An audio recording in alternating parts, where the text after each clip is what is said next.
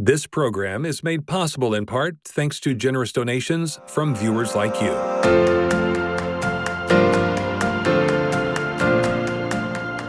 Hello and welcome to the Suzanne Atwell Show. Thanks for joining us. In this episode, climate change in the Sarasota Bayfront. From Selby Gardens to the 10th Street boat ramp, a remarkable stretch of waterfront property that is both priceless and at risk. The destruction of Hurricane Ian was a wake-up call. The bad news, Florida is not doing well. The good news, Sarasota is. Florida is one of the fastest growing states in the country. 21 million currently call the Sunshine State home.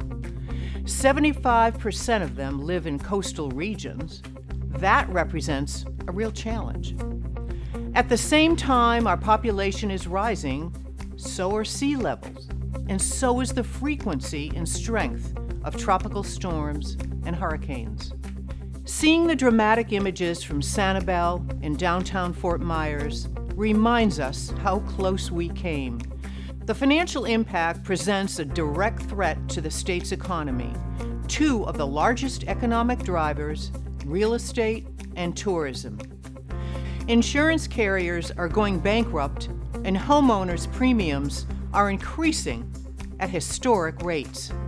Florida homeowners have been left scrambling as more insurance companies stop writing policies in Florida or just go out of business. 3 companies have gone under just this year, and more may be teetering on the brink. The downtown Sarasota Bayfront is ground zero. At the north end, you have the 10th Street boat ramp. From there, south to Boulevard of the Arts, the Bay Park, a generational public-private project that will transform the Bayfront. Continuing south to the Ritz-Carlton Hotel, one finds the Quay.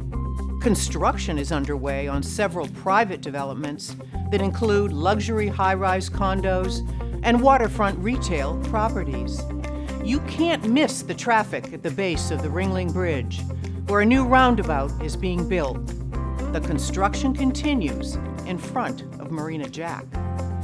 At the south end of the Bayfront, the venerable Selby Gardens, currently in the midst of a master plan makeover that sets the bar on sustainability and botanical science. Right in the middle of everything, city-owned property like Marina Jack and the Van Wezel.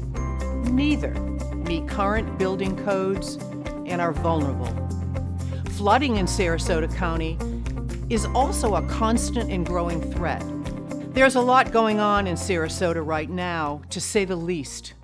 Building codes and developments that are underway will define how our bayfront is prepared for climate change and rising water levels in the future. We begin our conversation from a scientific perspective with renowned forecaster and meteorologist Robert Bunting. In the wake of Hurricane Ian, we spoke about lessons learned. Now we turn to planning and preparedness. So let's start with a hypothetical. If Ian had made a direct hit, what would a 9-foot surge do to, say, Marina Jack and the whole marina area? Well, we only missed it by 50 miles, so it was an extremely close call, and Sarasota, for the first time in decades, experienced hurricane-force winds. A 9-foot storm surge is just really hard to explain. It's so overwhelming. It's a tsunami, essentially. Okay. And I think almost we should use that word because people really understand tsunamis better than they do storm surge. But the water builds up, and it's not like a wave breaking. It's the whole environment rises quickly in 20 minutes from normal to 10 or 15 feet above sea level. And on top of that, then you have wave action blown by the wind. So you're not going to have a 9-foot storm surge without 140 mile an hour winds. The wind, yeah. So it's the combination of the wind and the water driving against the shoreline that would create a tidal wave type experience wherever it hits. And that would mean Marina Jacks too. But I want to just say one thing. The barrier islands out there protect us from the worst because they break the surge as it comes in. So while we would have the rising water, we probably would not have huge 20-foot waves on top of that rising water because it's inside the bay. But still, it would be very destructive, and all of the barrier islands would be deep underwater, and some of our evacuation routes from those barrier islands to the land would be underwater well before that storm surge struck. And eventually, our community will be hit by a major hurricane, and the question is, are we going to react afterward and just to the damage, or are we going to get smart now and put some of our money into being ready for when it does? You're on record with concerns about elevations coming off the Ringling Bridge, where the new roundabout is being built. Correct. What's that all about? Well, so, the roundabout itself is wonderful, and the series of roundabouts I think is going to work great. I'm not a traffic engineer, but I live downtown and I can see what's going on, and I think it's a great advance. And the many of the circles have been raised 2 or 3 or 4 feet, which is great, which is needed. But when you leave the traffic circle and say go to Lido Key, there's an area that's quite low there, right against the bayfront, that has not been raised. And when you're going from Lido Key onto the mainland, where all the evacuation people would be going in the event of a hurricane, that area is a couple of feet above sea level. So at a high tide, a storm and a full moon, it would be one of the first roads to go underwater on the mainland, and it's the main evacuation route. I'm worried about people being trapped into places where they can't leave because there's no way to leave, and that's what I'm more concerned about. They're safe where they live, but not where they may be going. And how they get out. That's right. And if they have to get out, they have to go someplace. And where are those places going to be? We can't just leave it to chance that they'll find a place. We have to plan for where those places are, and can they withstand the brunt of these storms that are certain to happen in the future. Finally, you are a world-renowned forecaster and meteorologist, but you're also a downtown resident. Right. What keeps you up at night? Well, I have to say, when I look out my window, which I do all the time, because, when there's a 90% chance of rain and I look out the window and it's raining, that means it's 100%. Right. Okay, so we always have to make sure that our forecasts are match up with what's really happening. But what I really worry about is that where the climate has changed and we haven't. So instead of this 100-year event or events happening in every 100 years, they're happening every 5 years. And we won't have those statistics for another 50 years, and we'll look back and say, oh yeah, it's only a 5-year event now. But that's what it is. It's about once every 5 years we're having these extreme events. And that's why it's becoming a way of life and not the exception to a rule. There's a wake-up call. Ian wasn't an exception. It is the new normal. Are city building codes and zoning ready? Is the city and the county planning for this now? Or thinking we have time because climate change is something that will happen in the future? For that, we turn to City Planning Director Steve Cover. We were recently reminded by Hurricane Ian what a Cat 4 storm can do. From a city planning perspective, what are we doing to prepare for climate change and the obvious rising sea levels? It's a great question, and obviously with what happened just south of us, we have to be aware of what could potentially happen here. And so really along our entire shoreline where possible, we're really updating our entire utility system, and particularly as it relates to storm drainage, stormwater management. I think you're familiar with the Bay project. They've done a complete overhaul of that entire system. So not only will be more capable to handle, potential surges in water, but also the water that's going back into the bay is much cleaner than even just 5 years ago. But with all new construction, They're building really to a different standard than what was in place back then. You know, certainly new buildings have to meet a certain elevation to stay out of, you know, flooding areas. I mean, there's some areas that have been there a long time that there really isn't that much we can do. There's a lot of city-owned property down on the Bayfront. Marina Jacks, for example, we've got O'Leary's down there, very popular. But do buildings and property the city leases have the same sustainability requirements as what you just talked about with the quay, all this new construction? And to be honest with you, unless they really did rebuild things, you know, they are going to be impacted by, you know, storms and things like that differently. They've been there a long time. You know, the docks and Marina Jacks, and they're all at a very elevation. And really, even when they were built knowing that there's going to be flooding at some point. And then, of course, there's the Van Wezel. The orchestra pit reportedly is below sea level. Is it true? And what are their thoughts on the vulnerability of that from a planning perspective? Yes, the orchestra pit is below sea level.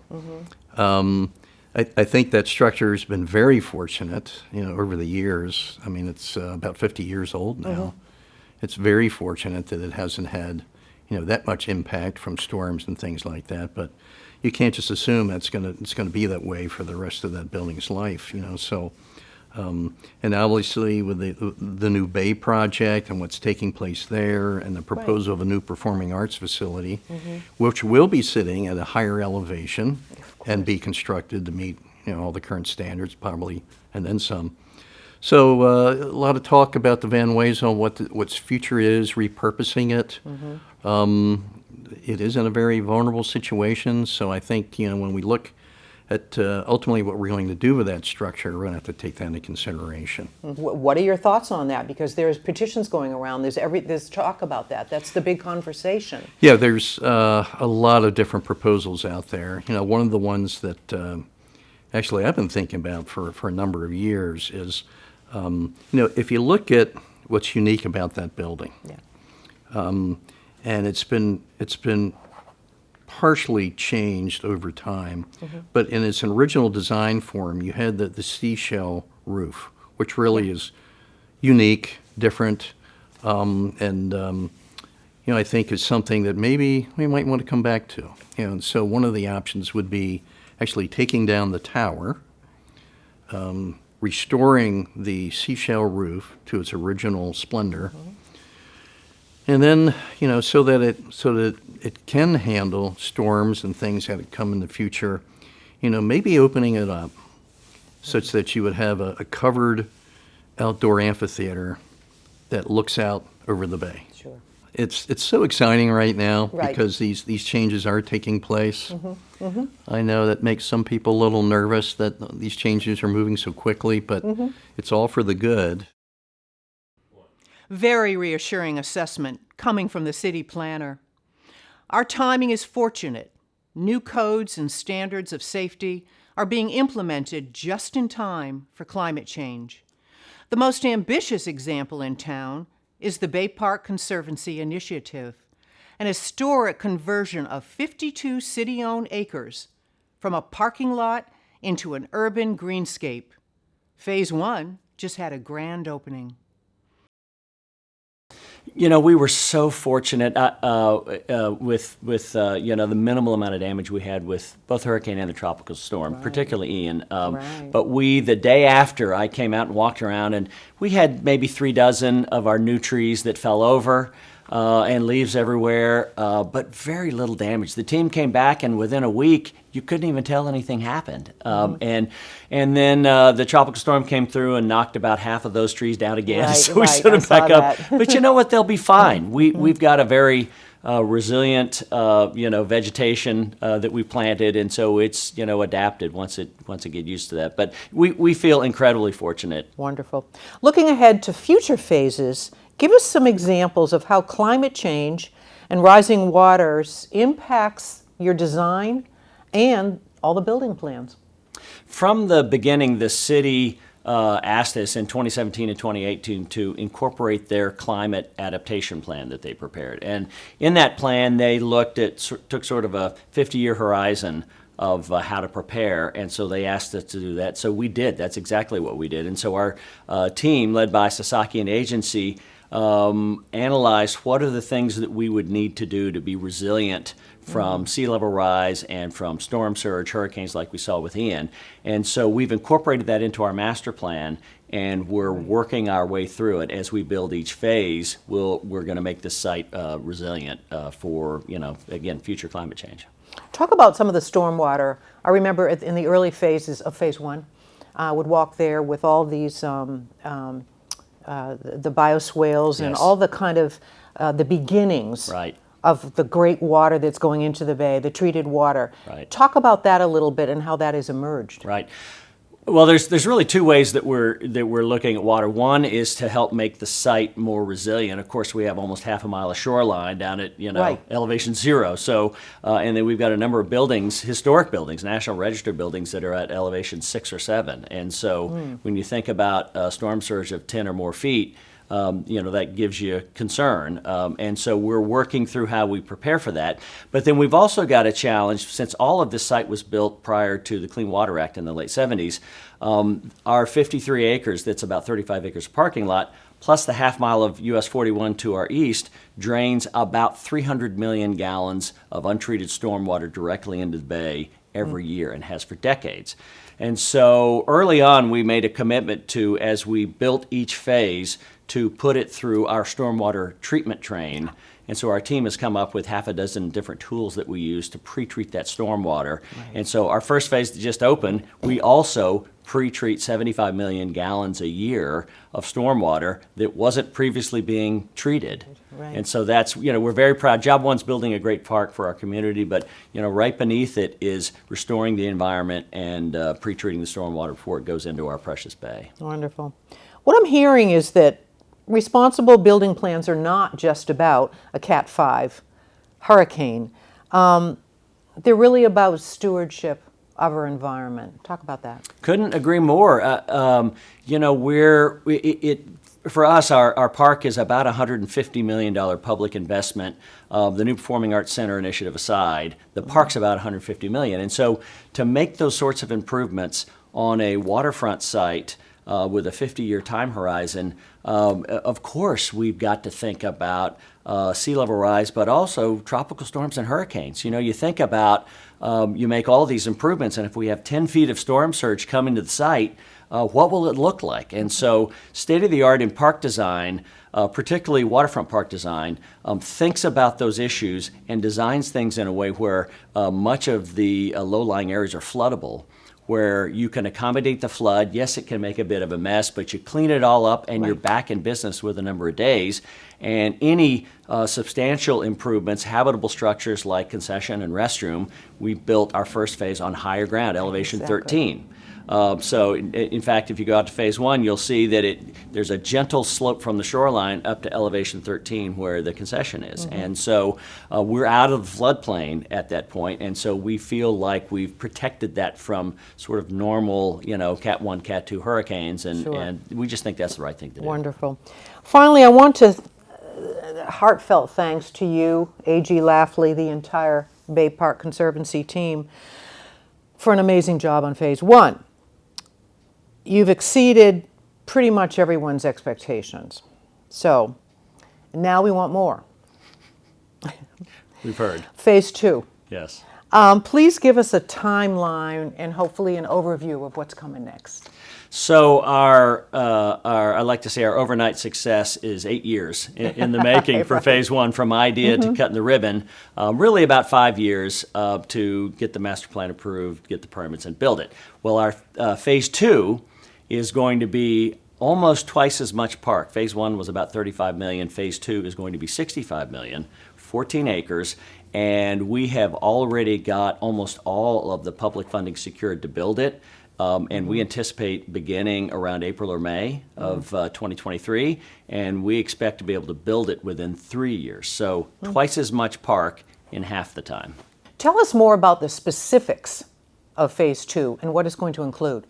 So there are 4 projects in our $65 million phase 2. First project is the Sunset Boardwalk that will launch from the west side of phase 1, go out over the water. We're about a year into core permitting on that, and so we'll build that. We're going to do about a half mile of resilient shoreline. You may remember we got $12 million in state grants to create a living shoreline. And so we're going to actually execute that as a part of this. That's the second project. Third project is on the south side of the Canal District. We're going to do some infrastructure improvements as well as an at-grade food village, which will be our first deployment of food and beverage up by the Canal District. We're also going to replace some seawall and add some day docks. So that's the third project. Fourth project is the entire cultural district from 10th Street down to Boulevard of the Arts. We're going to be renovating the sort of horizontal improvements and create beautiful park, restore the old hazard fountain, add an interactive fountain for families, and a little bit of work in the historic buildings as well. Sounds wonderful. Thank you so much. Thank you. Sarasota has been shaped by philanthropy, vision, and the pursuit of excellence. One of the crown jewels in that tradition is the Marie Selby Botanical Gardens. The master plan that is being implemented will secure the garden's place as a world-class collection, as well as an enduring example of environmental stewardship. Leading the effort, President and CEO Jennifer Romanecki. We're going to be talking about, in the wake of Hurricane Ian, talking about planning, preparedness. But first, could we have a progress report on Selby Botanical Gardens? Absolutely. So phase 1 of our master site plan is blazing forward and will be complete less than 1 year from now. Did Ian cause any damage on your campus, either campus? So it did. I mean, we had big messes to clean up at both of our campuses, downtown and at historic Spanish Point. Right. We did lose trees, but it could have been so much worse. For us, it was Hurricane Irma in 2017 that really put an exclamation point on the need for us to act and advance our master site plan. So that was really the wake-up call. And when we set out to do this, we thought, well, let's make it as green as possible. Let's make it as sustainable as possible so that we can be an international model. And so the level of resiliency for this project is truly cutting edge. We will be the first net positive botanical garden complex in the world, generating more energy than we consume, which is so important to demonstrating resiliency. We have a cutting edge stormwater management system that will collect rainwater, clean it, and return it to the bay. And we know how important that is, in the wake of all the algal blooms our region has experienced, for sure. And then all of the new buildings were designed, to the utmost level of hurricane resiliency, and also raising our collections up off the ground, out of the flood zone. That was really core to our entire thinking for this project. Yeah, and that answers part of my next question on how this was considered. Climate change was considered. Absolutely. It sounded like you were many steps ahead. Yes. So when we sat down and worked on this master site plan, climate change was absolutely factored in, along with sea level rise. And, we arrived at safeguarding the collections on site, but putting them in resilient structures, raising them up, and getting them out of harm's way. And at the same time, in the long view, I could foresee that we would be interested in reforesting the mangroves around the perimeter of our property in order to sort of claim back some of the land. So that, would be in our long view something that would be an additional measure of safety for the campus. Selby's collection of plants and scientific research is world-renowned, as we know. What about greenhouse and archive storage? So the great news is that upfront in phase 1, we are taking care of all of our scientific research collections. So those really consist of preserved plants, both preserved, flattened in our herbarium, pressed down, as well as in 3 dimensions in fluids, which we call our spirit collection. And also our archives and our library. We have rare books and prints dating to the 1700s, and now we'll have a proper library less than 1 year from now. So those aspects of our collection will all be handled up front in phase 1. Phase 2 is really about the greenhouses and our living collections, which are significantly at risk. Currently, they reside in glass houses that are real glass from the 1970s. And so now that phase 1 takes care of preserving our collections as well as taking care of our visitor amenities, phase 2 will really focus on the living collections. And during Hurricane Ian, one of our behind-the-scenes glass houses was badly damaged and had to be taken down, again, further underscoring the need to execute the next phase of the master site plan. Absolutely. But what are your thoughts on what we should be doing, not just at Selby, but a community, all of our community, to plan and prepare for climate change? Well, I think that our whole community needs to work hard at long-term planning. And it doesn't happen overnight, it takes time. But one of the best aspects of our region and our community is being so close to the water. And at the same time, that presents challenges that have to be reckoned with. There certainly is a lot to learn. We are the generation that will be remembered for how we deal with climate change. The good news on the Sarasota Bayfront, our timing is fortunate. The development boom is delivering state-of-the-art construction. And at the same time, 2 huge not-for-profit projects, Bay Park and Selby, are checking all the right climate boxes. But we are also vulnerable. The Van Wezel is not sustainable in its current state. Older city properties, like Marina Jack, need to be brought to current code. And then there's the obvious problem. We live in Florida. We're surrounded by water. Most of us live in or adjacent to flood zones. And we're a popular escape destination, focused more on living for the moment than planning for the future. If you would like more information on climate change and rising water, click these links, and you can always watch this show and all our previous episodes on my YouTube, Facebook, and web channels. That wraps up another one. Hope you learned something and enjoyed the show.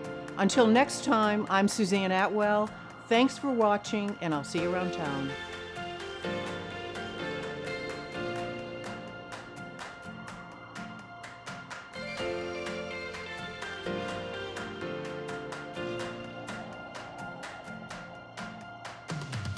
Atwell Media is a registered, not-for-profit 501c3.